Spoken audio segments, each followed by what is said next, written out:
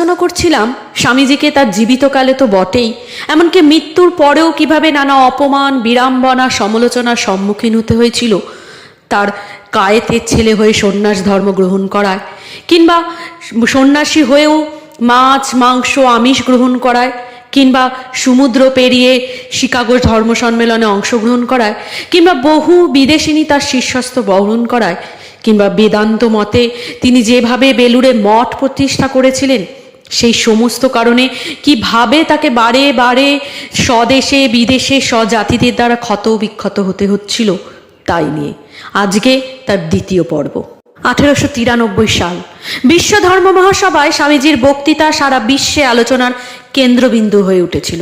খুব অল্প সময়ের মধ্যে স্বামী বিবেকানন্দ একজন শ্রেষ্ঠ বাগ্মী হিসাবে জনপ্রিয় হয়ে উঠলেন। সে সময় স্বামীজির সাক্ষাৎকার নেওয়ার সময় এক সাংবাদিক স্বামীজিকে জিজ্ঞেস করলেন, আপনি